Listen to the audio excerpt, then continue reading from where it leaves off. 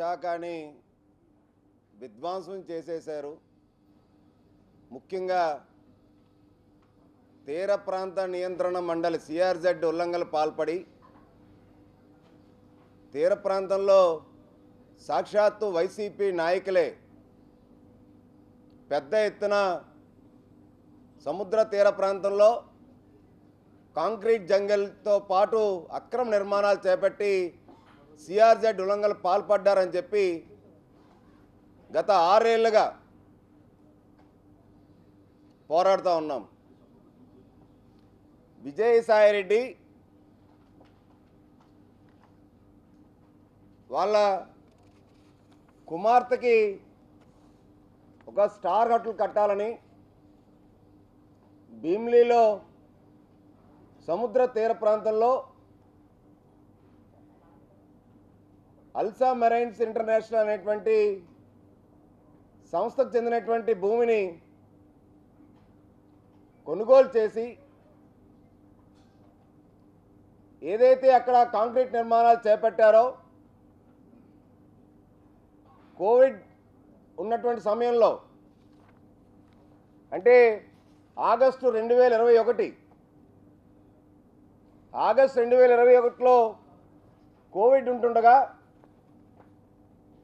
పెద్ద ఎత్తున కాంక్రీట్ నిర్మాణాలు చేపట్టినటువంటి విషయాన్ని బయట తీసుకొచ్చాం. రాష్ట్ర అత్యున్నత న్యాయస్థానాన్ని హైకోర్టును కూడా ఆశ్రయించడం జరిగింది. అప్పుడున్నటువంటి జిల్లా అధికారులకి రాష్ట్ర ప్రభుత్వంలో ఉన్నటువంటి ఉన్నతాధికారులకి ఫిర్యాదు చేసినా పట్టించుకోవట్లేదని చెప్పి సముద్ర అలల కెరటాల దగ్గర 12 అడుగుల లోతు భూమి నుంచి ఇసుక మేటల నుంచి పెద్ద కాంక్రీట్ జంగిల్ చేస్తున్నారని చెప్పి ఫిర్యాదు చేసిన ప్రభుత్వం అధికారం ఉందని చెప్పి ఉత్తరాంధ్రలో నెంబర్ 2గా అప్పుడు ప్రభుత్వంలో వెళ్ళినటువంటి వ్యక్తి. దానిపైన హైకోర్టు వారు ఆర్డర్తో జాయింట్ ఇన్స్పెక్షన్ కమిటీ వేయటం, కిందటి వారం జాయింట్ ఇన్స్పెక్షన్ కమిటీ కూడా 5 సభ్యులతో కూడుకున్నటువంటి కమిటీ ఆ ప్రాంతాన్ని హైకోర్టు ఆదేశాల మేరకు కేంద్ర పర్యావరణ అటవీ మంత్రిత్వ శాఖ దగ్గర నుంచి ఈ యొక్క కమిటీని ఏర్పాటు చేయడం, దాంట్లో డాక్టర్ మోటూరి శ్రీరామకృష్ణ గారు principal scientist National Institute of Oceanography regional officer Visakhapatnam, ఆయన డాక్టర్ శర్మ గారు BVS chief scientist CSIR National Institute of Oceanography member of AP Coastal Zone Management Authority, అలాగే శ్రీ పివి ముకుందరావు గారు environmental engineer AP Pollution Control Board Visakhapatnam, అలాగే శ్రీమతి సౌమ్య దుగ్గప్ప గారు scientist E CPCB Central Pollution Control Board regional directorate Chennai నుంచి, అలాగే doctor Muralikrishna గారు Chimmata scientist E ministry of environment forestry climate change sub regional office Vijayawada దగ్గర నుంచి 5 సభ్యులతో కూడుకున్నటువంటి కమిటీ ఆ ప్రాంతాన్ని సందర్శించి పిటిషనర్గా నన్ను కూడా ఏం జరిగిందని చెప్పి విషయం తెలుసుకోవడానికి నన్ను కూడా ఆ యొక్క విజిట్కి ఆహ్వానించడం, నేను వెళ్ళటం జరిగింది. నిన్న కమిటీ ఒక రిపోర్ట్ని సబ్మిట్ చేసింది. జాయింట్ కమిటీ గ్రౌండ్ లెవెల్లో ఎంతవరకు ఎన్విరాన్మెంటల్ కాంపన్సేషన్ ఆ యొక్క విజయసాయిరెడ్డి కుమార్తె చెందినటువంటి అవియాన్ రియల్టర్స్ పెనక నాహారెడ్డి వాళ్ళ భర్త పెనక రోహిత్ రెడ్డి చెందినటువంటి అవియాన్ రియల్టర్స్ సంస్థ ఎంత పెనాల్టీ వేయాలి, ఏ మేరకు మళ్ళీ సముద్ర ఇసుక మేటల్ని యథాస్థితి తీసుకురావాలి, ఏమేమి జాగ్రత్తలు తీసుకోవాలి, ఏ విధంగా యథాస్థితికి రావాలంటే ఏ మెజర్స్ తీసుకోవాలని చెప్పి కమిటీ సూచనలు చేసి ఫైన్ కూడా ఇంపోజ్ చేసింది. 1/8/2021 నుంచి 26/7/2025 వరకు 1455 రోజుల పాటు అక్కడ సముద్ర తీర ప్రాంతంలో కాంక్రీట్ నిర్మాణ పనులు జరిగాయని చెప్పి కమిటీ నివేదిక ఇచ్చింది. ఆ యొక్క 1455 రోజులు వర్క్ చేసినందుకు గాను రోజుకి 1,20,000 రూపాయలు చెప్పిన 17,46,00,000 రూపాయలు జాయింట్ కమిటీ ఫైన్ ఇంపోజ్ చేసింది ఎన్విరాన్మెంటల్ కాంపన్సేషన్ ఏదైతే అవియాన్ రియల్టర్స్కి. చాలా అత్యంత దారుణంగా ఇసుక మేటల నుంచి కింద వరకు 10 అడుగుల లోతులో ఏవైతే కాంక్రీట్ నిర్మాణాలు చేపట్టారో ఆ కాంక్రీట్ నిర్మాణాలు పూర్తిగా తొలగించాలని చెప్పి అక్కడ ఎర్రటి గ్రావెల్ రాళ్ళు కానీ కాంక్రీట్ రాళ్ళు కానీ అవన్నీ కూడా పూర్తి స్థాయిలో అక్కడి నుంచి తరలించేయాలని చెప్పి మళ్ళీ ఇసుక యథాస్థితిలో తీసుకురావాలి, దీని అంతటికీ కూడా 3 నెలల కాలంలో పని పూర్తి చేయాలని చెప్పి కూడా కమిటీ రిపోర్ట్ ఇవ్వడం జరిగింది. ఆ డెబ్రీస్ ఎలా రిమూవ్ చేయాలి, అసలు ఆ ప్రివెంటివ్ మెజర్స్ ఏ విధంగా జాగ్రత్తలు తీసుకోవాలి, అక్కడ ఉన్నటువంటి ఇసుక మేటలు ఇంకా ఫర్దర్గా డ్యామేజ్ అవ్వకుండా కోస్తా నియంత్రణ మండలి 2011 నోటిఫికేషన్ విరుద్ధంగా ఎటువంటి నిర్మాణ అనుమతులు లేకుండా చేపట్టే నిర్మాణాలు పర్యావరణాన్ని, సముద్ర తీర ప్రాంతాన్ని ఎంత స్థాయిలో దెబ్బతీసాయో ఈ ఒక్క రిపోర్ట్ బట్టి అర్థమవుతా ఉంది. 17,46,00,000 రూపాయలు ఎన్విరాన్మెంటల్ కాంపన్సేషన్తో పాటు జీవీఎంసీ అక్కడ ఏదైతే యంత్రాలు పెట్టి కాంక్రీట్ నిర్మాణాలని రిమూవ్ చేయడానికి 73,60,000 రూపాయలు కాంట్రాక్టర్ జీవీఎంసీకి చెల్లించాలని చెప్పి, అలాగే restoration, remediation and reclamation of the nature and pristine environment to its natural condition within 3 months and till the time of restoration a penalty of rupees 1.2 lakhs may be levied on per day basis. Joint committee కూలంకుషంగా పూర్తి స్థాయిలో చర్చించి అవన్నీ కూడా సమీక్షించిన తర్వాత సూక్ష్మ స్థాయిలో ఎంత పెద్ద ఎత్తున అక్కడ పర్యావరణ నష్టం జరిగిందో డ్యామేజెస్ అసెస్ చేసి ఫైన్ ఇంపోజ్ చేసింది. ఒకవేళ కనుక 3 నెలల కాలంలో కనుక ఆ సంస్థ కనుక పనులు పూర్తి చేయకపోతే, యథాస్థితి తీసుకురాకపోతే డబల్ ద ఎన్విరాన్మెంటల్ కాంపన్సేషన్ 34,92,00,000 రూపాయలు చెల్లించాలి అదనంగా ఈ యొక్క టాస్క్ కంప్లీట్ చేయడానికి అని చెప్పి ఏపీసీజెడ్ఎంఏకి అని చెప్పి కమిటీ సిఫార్సు చేసింది.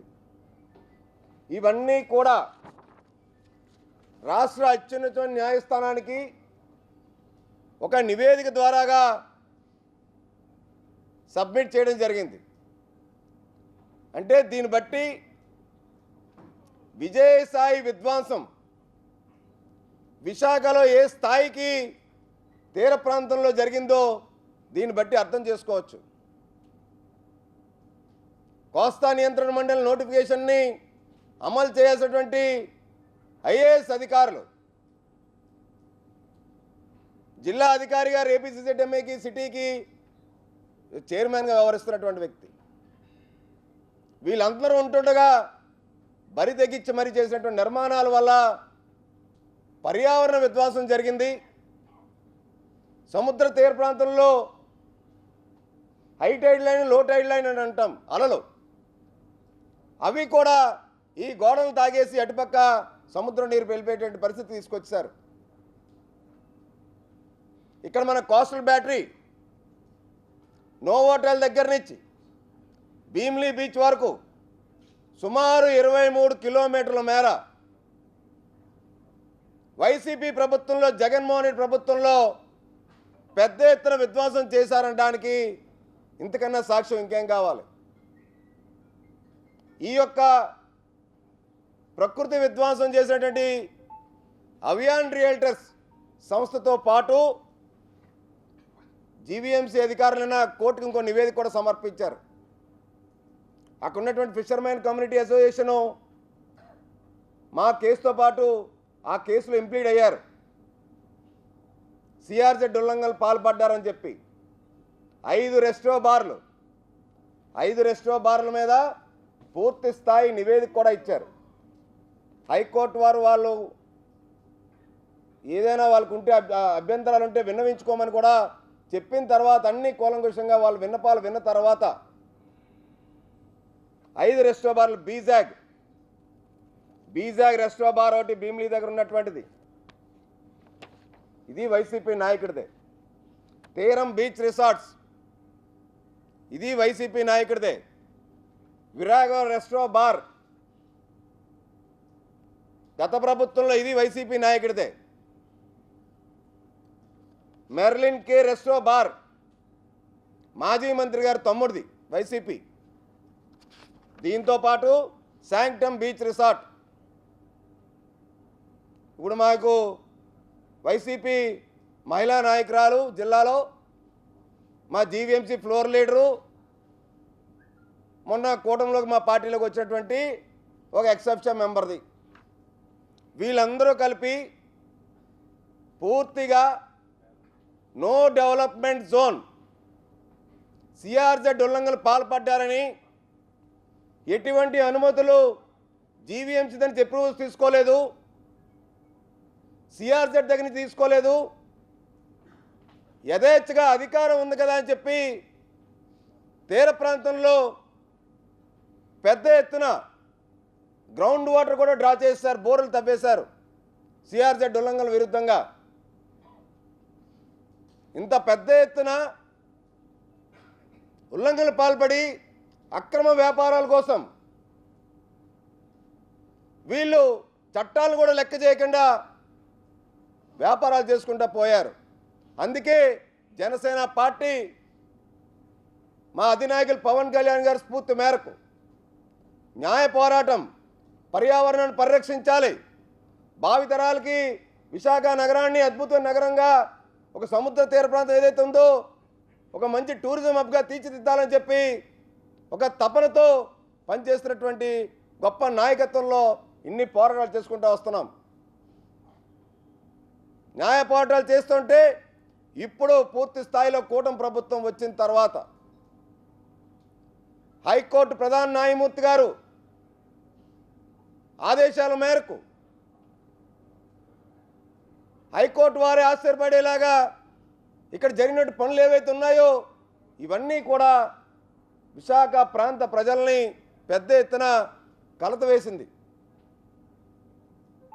ఇప్పటికైనా కానీ జిల్లా కలెక్టర్ కానీ రాష్ట్ర ప్రభుత్వం కానీ మేము కోరుతా ఉన్నాం, సిఆర్జెడ్ ఉల్లంఘనలు పాల్పడుతున్నటువంటి వాళ్ళు ఎవరైనా,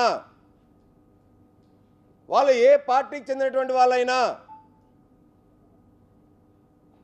మొన్న కూడా కూటమి ప్రభుత్వం వచ్చిన తర్వాత మీకు ఉదాహరణ చెప్తున్నాం, ఏదైతే పాత తాజ్ హోటల్ ఉందో పాత తాజ్ హోటల్లో గ్రౌండ్ వాటర్ డ్రా చేయడానికి బోర్ మెషిన్లు పెద్ద ఎత్తున అక్కడ యంత్రాలు పెడితే నేను సాక్షాత్తు జిల్లా కలెక్టర్ గారికి, ఏపీసీసీడీఎంఏకి, అలాగే ఎంఓఎఫ్ కూడా కంప్లైంట్ చేయడం జరిగింది.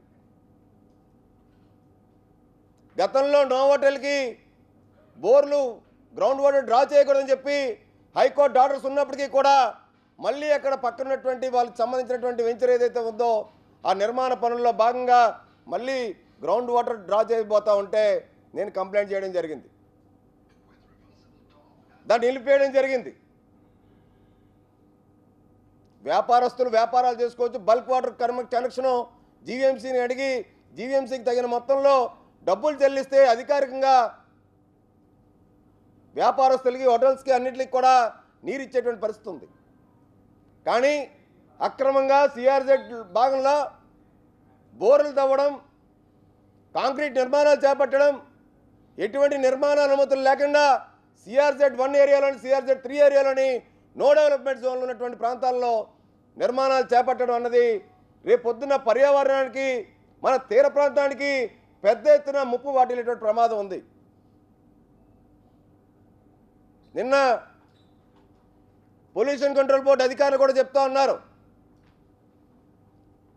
ప్రభుత్వం ఖచ్చితంగా దృష్టి పెడుతుంది, పూర్తి స్థాయిలో సిఆర్జెడ్ ఉల్లంఘనలు పాల్పడే వారిపైన చర్యలు తీసుకోవడానికి అన్ని విధాల చర్యలు చేపడతా ఉన్నాము, మీరు కూడా జిల్లా అధికారులకి మీరు అందరూ విన్నవించండి అని చెప్పి ఎందుకంటే జరిగిపోయిన నష్టాన్ని మనం మళ్ళీ తీసుకురాలేం.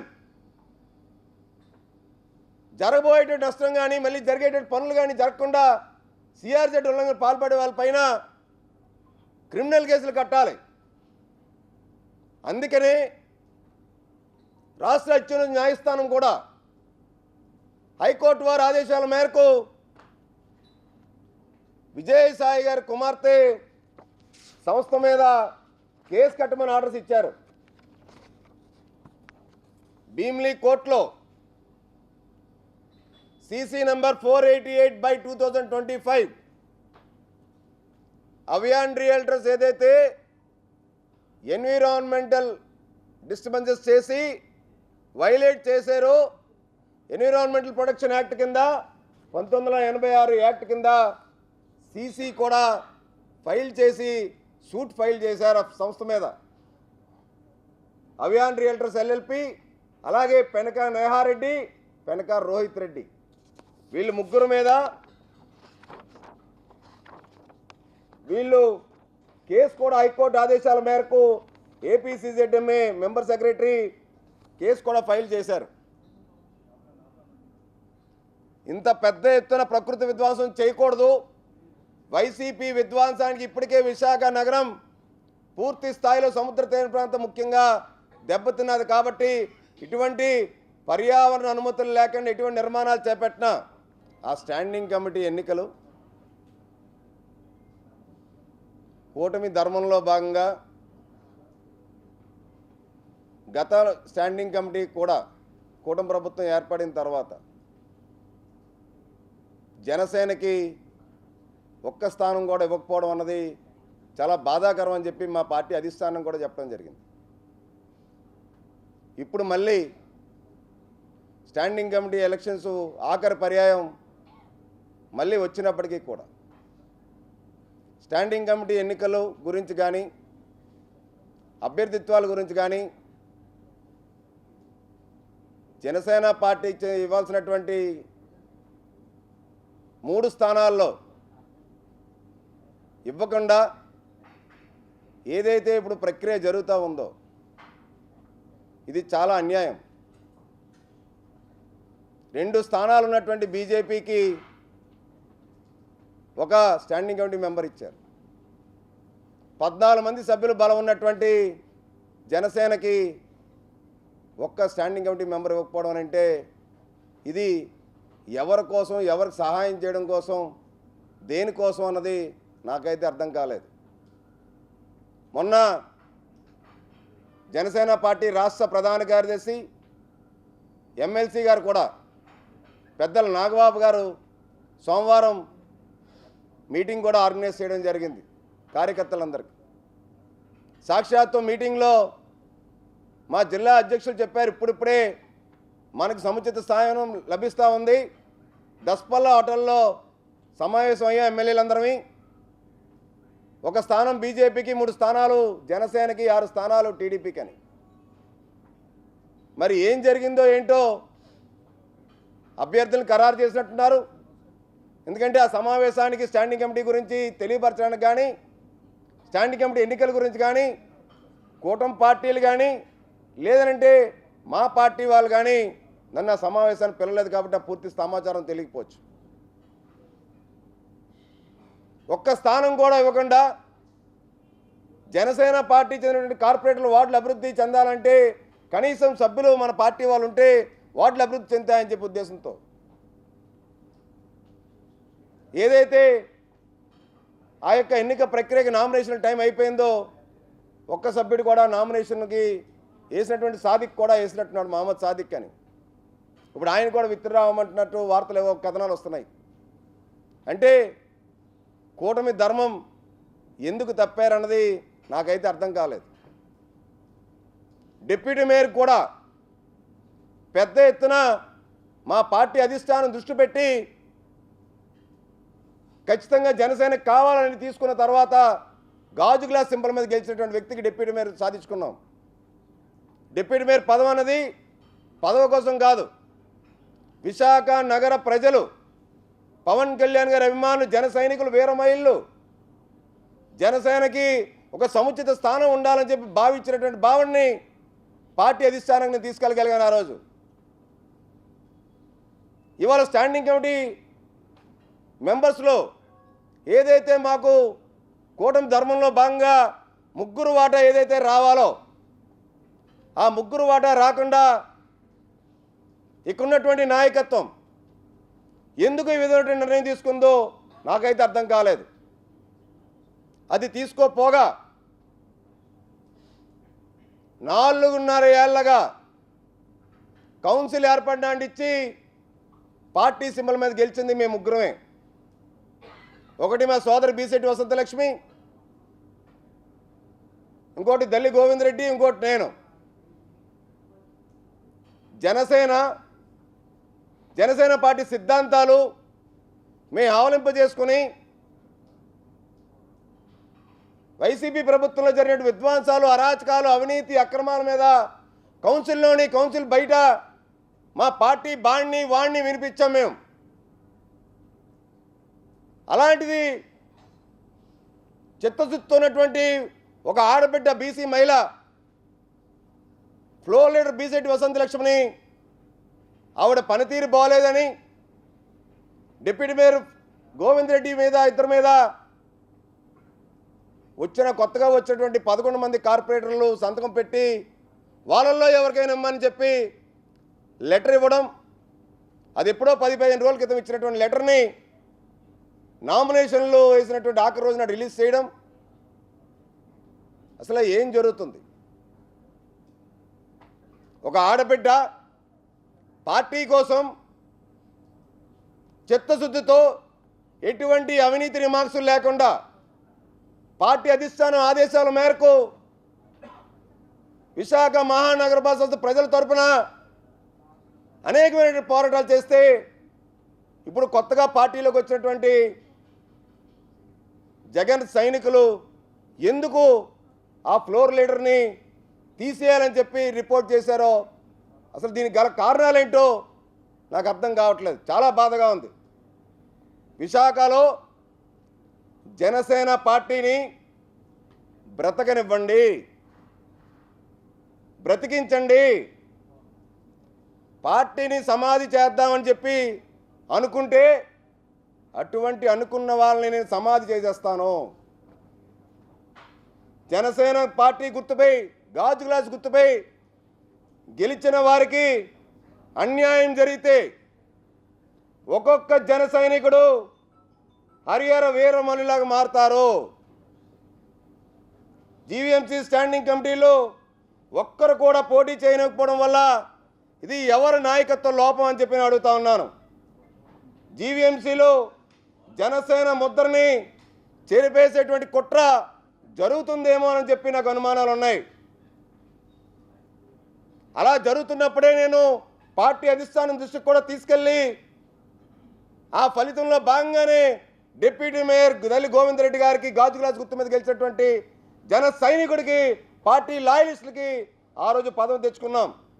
ఇప్పుడు స్టాండింగ్ కమిటీ ఎన్నికల్లో జనసేనకి ఒక్క స్థానం కూడా ఇవ్వకపోవడం ఈ జిల్లా నాయకత్వంలో లోపం అనుకోవాలా? ఎవరికి మేలు చేద్దాం అనుకోవడం కోసం ఇది పనిత చేస్తున్నారు అనుకోవాలా? జనసేన పార్టీలో వైసీపీ కోవట్లు ఉన్నారు. వారి వల్ల పార్టీకి నష్టం కలిగేటువంటి ప్రమాదం ఉందని చెప్పి నేను భావిస్తూ ఉన్నాను. ఈ విషయంలో పార్టీ హైకమాండ్ పూర్తి స్థాయిలో దృష్టి సారించి చర్యలు చేపట్టాలని చెప్పి మా పార్టీ అధిష్టానాన్ని కోరుతా ఉన్నాను. పార్టీ గుర్తుపై గెలిచిన వాళ్ళ దగ్గర నుంచి ఆ పదవులు తీసుకునేది. పార్టీలోకి వచ్చినటువంటి వాళ్ళకి ఎంతటి సముచిత స్థానమైన ఇస్తాం, గౌరవిస్తాం, మేము తగ్గి ఉంటాం. మా నాయకుడు పార్టీ సిద్ధాంతాలు నచ్చి వేరే పార్టీ నుంచి వచ్చేటువంటి వ్యక్తులకి. కానీ జనసేన పార్టీ గాజు గ్లాస్ గుర్తు మీద గెలిచినటువంటి వ్యక్తి పదవిని తీసుకొని ఆ పదవులు తీసేయాలనుకొని ఆ పదవులు తీసుకుంటానంటే ఊరుకునేదే లేదు, సహించేదే లేదు. ఆ రోజు డిప్యూటీ మేయర్ పదవి గురించి ఏ విధంగా అయితే పోరాడామో ఇవాళ ఫ్లోర్ లీడర్ పదవిని కాపాడడంలో కూడా అదే విధంగా నేను నిలబడతాను. నేను పార్టీలో జన సైనికులు ఎవరో, జగన్ సైనికులు ఎవరో హైకమాండ్ గుర్తించి ఇప్పటికైనా పార్టీకి నష్ట నివారణ చర్యలు చేపట్టి ఖచ్చితంగా ఇటువంటివి వెళ్ళి ఒక ఆడబిడ్డ మీద, ఒక బీసీ మహిళ మీద, ఫ్లోర్ లీడర్గా ఉన్నటువంటి వ్యక్తిని తీసేయాలని చెప్పి వైసీపీని వచ్చేటువంటి వాళ్ళు లెటర్ ఇవ్వడం అంటే ఈ యొక్క మంచి పద్ధతి కాదు. ఖచ్చితంగా ఇటువంటి మళ్ళీ పునరావృతం కాకూడదు. మీకు పార్టీ మంచి ఉన్నతమైన స్థానాలు ఇస్తే మేము స్వాగతిస్తాం, మేము గౌరవిస్తాం, హక్కును చేర్చుకుంటాం. కానీ గాజు గ్లాసు గుర్తు మీద పోటీ చేసేటువంటి వ్యక్తిని కనుక తీసేసి ఆ పదవిని మీరు ఆశించి కొట్టేయాలన్నటువంటి నీచమైనటువంటి రాజకీయ కుట్ర కనుక జరిగితే ఎటువంటి పరిస్థితుల్లో ఊరుకునేదే లేదు. ఎందుకంటే జన సైనికులు, వీర మహిళలు, జనసేన పార్టీ అభిమానులు అందరూ కూడా మనసు కూడా బాధపడేటువంటి పరిస్థితి వచ్చింది. ఇప్పటికే కూటమి ప్రభుత్వానికి ఇవ్వాల్సినటువంటి 3 స్టాండింగ్ కమిటీ మెంబర్లు ఇవ్వలేదు. గత స్టాండింగ్ కమిటీ మొండి చెయ్య. ఎందుకు కూటమి ధర్మం ఎందుకు తప్పుతున్నారు? బికాజ్ ఆఫ్ జిల్లాలో ఉన్నటువంటి కొంతమంది నాయకులు వాళ్ళు కూడా ఆ వైసీపీ నుంచి వచ్చిన వాళ్ళ వల్ల కాబట్టే అని చెప్పి అనుకుంటా ఉన్నాను. అందుకే వాళ్ళు ఏకమయ్యి పార్టీ సిద్ధాంతాలకి, పార్టీ నిబంధనలకి, అధినాయకుడి ఆదేశాలకి, అధినాయకుడు ఏ స్ఫూర్తితో అయితే పార్టీని పెట్టారో వాటికి అనుగుణంగా ఉన్నటువంటి వ్యక్తులని ఇవాళ బాధ పెట్టి కించపరిచేటువంటి కార్యక్రమం జరిగితే ఎటువంటి పరిస్థితుల్లో ఒక జన సైనికుడిగా నేను ఊరుకునేది అయితే లేదని చెప్పి కూడా ఇవాళ చెప్తా ఉన్నాను. ఖచ్చితంగా ఇటువంటి చర్యలు మానుకోవాలి. మీ రాజకీయ భవిష్యత్తు కోసం కూటమి ధర్మం పాటించాలి. అదే విధంగా పార్టీలోకి వచ్చినటువంటి వాళ్ళందరూ కూడా గౌరవంగా సీనియర్లను కానీ, పార్టీ విలువ ఇచ్చేటువంటి వ్యక్తులను కానీ గౌరవప్రదంగా చూడాలని కూడా మేము కోరుతా ఉన్నాం. మేము 2 అంశాలు మీకు క్లారిఫికేషన్ ఇవ్వాలి. ఏదైతే ఇదే మేఘాలయ హోటల్ దగ్గర గత పాత్రికేయుల సమావేశం దగ్గర బయటన పాత్రికేయుల సమావేశం దగ్గర కొంతమంది మహిళలను తీసుకొచ్చి వైసీపీ నేతలు ఏదైతే కుట్రపూరితంగా ధర్నా చేపించారో వాళ్ళు ఆ రోజు మాట్లాడిన మాటలు కానీ, ఆ మరుసటి రోజు నాడు జరిగినటువంటిది కానీ మీకు తెలియజేయాలని చెప్తున్నాను. ఇది ఆ 2 ఆర్పీలు ప్రభుత్వ ఉద్యోగులని, ఆ 2 ఆర్పీలు జీవీఎంసీలో ఉన్నటువంటి 22వ వార్డు ఆర్పీలు ప్రభుత్వ ఉద్యోగులు భార్యలు ఎవరైతే ఉన్నారో వాళ్ళ మీద ఎంక్వైరీ చేశారు. తేజ్ భరత్ గారు ఐఏఎస్, మెప్మా ఎండి, త్రిసభ్య కమిటీ వేశారు.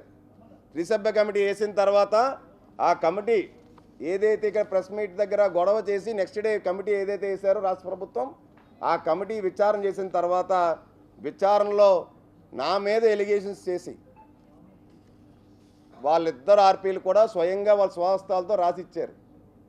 వాళ్ళు భర్తలు ప్రభుత్వ ఉద్యోగులని, వాళ్ళు ఆర్పీ బాధ్యతల నుంచి తప్పుకుంటున్నామని, ఎవరైనా సరే మా సభ్యుల్లోని కొత్త ఆర్పీని సెలెక్ట్ చేసి ప్రభుత్వం నియమించాలని చెప్పి, ఇది రాజకీయ కుట్రలో భాగంగా నేను చేస్తున్న పోరాటాలని అడ్డుకట్టేయడానికి చేస్తున్నటువంటి దాంట్లో భాగం అని చెప్పి చెప్పడం అదొకటి. 2వ అంశం, నిన్న నేను హైకోర్టుకి వెళ్ళాను. హైకోర్టుకి వెళ్తే మా వార్డులో ఎవరో పేదల ఇల్లు తీసేస్తున్నారని చెప్పి మాట్లాడతారు. 22వ వార్డులో రజికల వీధి ఏదైతే ఉందో పిఠాపురం కాలనీలో, అక్కడ నివాసంలో ఆక్యుపెన్సీలో ఉన్నటువంటి జీవీఎంసీ ఓపెన్ సైట్లో వాళ్ళందరికీ కూడా ఏ ఒక్కరిని కూడా వదిలేయకుండా వాళ్ళకి ఇల్లు కేటాయించడం, వాళ్ళ ఇళ్లలో ఉండడం కూడా జరిగింది. మా ఎమ్మెల్యే వెల్లపూడి రామకృష్ణబాబు గారు 10 ఏళ్ల క్రితమే అక్కడ ఇల్లు కట్టించారు, ఇల్లు ఇచ్చారు. మిగతా ప్లేస్ ఏదైతే జీవీఎంసీ స్థలం ఉందో ఆ జీవీఎంసీ స్థలం ఇది పిఠాపురం కాలనీ ఉడా లేవార్డు, ఇది ఆ స్థలం. నిన్న వాళ్ళు గొడవ చేసిన స్థలం. ఈ స్థలం జీవీఎంసీదని చెప్పి ఎంక్రోచ్మెంట్లో ఉన్నారని చెప్పి ఇది survey report, GVMC town survey ఇచ్చినటువంటి రిపోర్ట్. 1.5 కోటి పైగా వాల్యూ చేసేటువంటి ప్రభుత్వ భూమి జీవీఎంసీ కార్యాలయం కట్టాలని, సచివాలయం కట్టాలని, వాళ్ళకి అన్నీ కూడా పూర్తి సదుపాయాలతో అక్కడ హౌసింగ్ ఉందని చెప్పి వాళ్ళకి చెప్పినప్పటికీ కూడా జీవీఎంసీ అధికారులు due process of law according to the court proceedings వాళ్ళు ఫాలో అవుతుంటే అక్కడ కూడా మళ్ళీ రాజకీయ కుట్ర చేసి ధర్నాలు చేయించేటువంటి కార్యక్రమం చేస్తున్నారు. ఇవి మీకు వాస్తవాలు తెలియజెప్పడానికి, ఎవరిని విమర్శించడానికి కాదు, ఎవరిని తప్పుపట్టడానికి కాదు. అంటే నేను చేస్తున్న పోరాటాలకి గత ప్రభుత్వంలో అక్రమ కేసులు పెట్టింది కాకుండా ఈ ప్రభుత్వంలో కూడా కొంతమంది నాయకులు ఇలాంటి వాళ్ళందరినీ పెట్టుకొని వీళ్ళందరినీ పాపం వీళ్ళ భవిష్యత్తుని అన్నిటిని కూడా పక్కన పెట్టి నా మీద కార్యక్రమాలు చేయించేటువంటి నీచ సంస్కృతికి కొంతమంది కూటమి నేతలు ఏదైతే పాల్పడుతున్నారో వాళ్ళు ఇప్పటికైనా వాస్తవాలు తెలుసుకోవాలి. పేదలకు ఎప్పుడు అన్యాయం చేయలేదు, పేదలు పొట్టగొట్టలేదు, వాళ్ళు గూడు కొట్టలేదు. ఎప్పుడు కూడా నేను పేదలకు ఇల్లు ఇప్పించడం జరిగింది, వాళ్ళకి సముచిత స్థానం వ్యాపారం చేసుకోవడానికి ఇప్పించడం జరిగింది, అన్నీ కూడా జరిగాయి. ఇవన్నీ కూడా ఏదైతే ఇప్పుడు కూటమి ప్రభుత్వంలో కూడా నేను పోరాటాలు కొనసాగిస్తూ ఉన్నానో దాన్ని వీళ్ళు అడ్డుకట్టేయడానికో తప్పుద్రోవ పట్టించడానికో నా మీద నిందలు నిష్ఠూరాలు వేసి ప్రెస్ మీట్లు పెట్టించడానికో వీళ్ళు చేస్తున్నటువంటి ప్రక్రియ ఏది చేసినా కానీ నేను బ్రతికున్నంతకాలం నా పోరాటం ఎప్పుడు కూడా ఆగదు. చిత్తశుద్ధితో పోరాటం చేస్తాం. నేను ఏదైనా అన్యాయంగా అక్రమంగా కనుక వ్యక్తిగత దురుద్దేశంతో కనుక పోరాటం చేస్తే నేను సర్వనాశనం అయిపోతాను నేను. అంతే తప్ప పోరాటం అన్నది ఎప్పుడు కూడా ఆగదు. ఖచ్చితంగా ప్రజల పక్షాన మా అధినాయకులు పవన్ కళ్యాణ్ గారు ఆయన ఆదేశాల మేరకు, ఆయన స్ఫూర్తి మేరకు పనిచేస్తాను. ఒకవేళ పార్టీకి కానీ మా అధినాయకులు పవన్ కళ్యాణ్ గారు కానీ కూటమి ప్రభుత్వానికి కానీ నా వల్ల కించిత్ చెడ్డ పేరు వస్తుందన్నా నేను వైదొలుగుతానని చెప్పి గత ఏడాది జూన్ 21నే నేను నా రాజీనామా పత్రం కూడా నేను ఇచ్చాను. నేను మా అధినాయకుడికి కార్పొరేటర్ పదవికి, పార్టీ ప్రాథమిక సభ్యత్వానికి. ఒకవేళ నా వల్ల ఏదైనా పార్టీకి కానీ నాయకుడికి కానీ ప్రభుత్వానికి కానీ చెడ్డ పేరు వస్తుందనంటే రేపు జరగబోయేటువంటి స్టాండింగ్ కమిటీ ఎన్నికలకి నేనైతే ఓటింగ్కి దూరం బాయ్కాట్ చేస్తా ఉన్నాను. జనసేనకి సముచిత స్థానం ఇవ్వకపోవడం వల్ల 3 స్థానాలు ఇవ్వాల్సింది ఏదైతే ఇవ్వలేదో రేపు జరగబోయేటువంటి స్టాండింగ్ కమిటీ ఎన్నికల ఓటింగ్కి నేను వెళ్ళటం లేదని చెప్పి మీ అందరికీ తెలియజేస్తూ సెలవు తీసుకుంటాను. Thank you. తెలుగులో ఫాస్టెస్ట్ న్యూస్ ఇప్పుడు కొత్త అవతారంలో 5 సెకండ్లోనే పూర్తి వార్తా సమాచారం మీ చేతిలో. సోషల్ మీడియా ట్రెండ్స్ మీ కళ్ళ ముందుకే live TV and voice search ఆప్షన్స్తో ఇప్పుడే డౌన్లోడ్ చేయండి. యాప్ లింక్ డిస్క్రిప్షన్లో ఉంది.